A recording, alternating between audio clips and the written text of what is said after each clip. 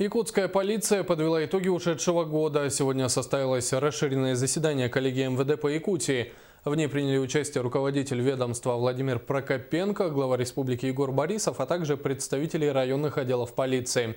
Цифры и факты о криминогенной обстановке в Якутии в материале Афанасия Николаева. В 2015 году в регионе зафиксирован рост преступности на 10%. Но, как отмечают полицейские, скачка нет. Статистика растет из-за уголовной ответственности за вождение в пьяном виде. Всего зарегистрировано 11 тысяч преступлений. Идет устойчивая тенденция снижения количества тяжких и особо тяжких составов. Снижение у нас совершения убийств.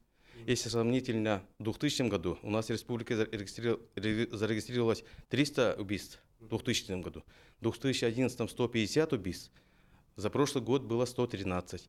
Сами видите, что такая устойчивая тенденция снижения. В том числе нанесение тяжкого вреда здоровью, тоже снижение грабежей, разбоев.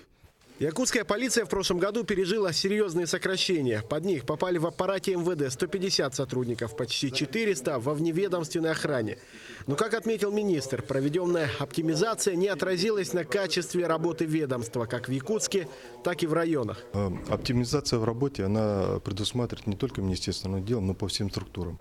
Мы понимаем, какая сегодня обстановка в стране, поэтому мы с пониманием к этому относимся. Территориальные отделы на местах мы не трогали, потому что мы понимаем, у нас большие территории, отдаленность, и наши сотрудники там должны присутствовать, выполнять все функции, которые возложены законом. Это подтверждает тот факт, что в этом году выросло качество следствия в полиции. Количество раскрытых преступлений составляет 72% от общего числа.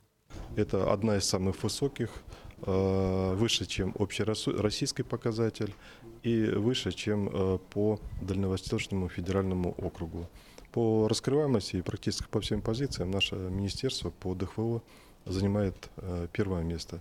Приоритеты работы полиции в 2016 году остаются прежними. Это профилактика преступлений, обеспечение законности, противодействие коррупции и защита населения. Но в этом году на первый план выходит антитеррор. Не допустить на закрепленных территориях экстремистских, террористических проявлений.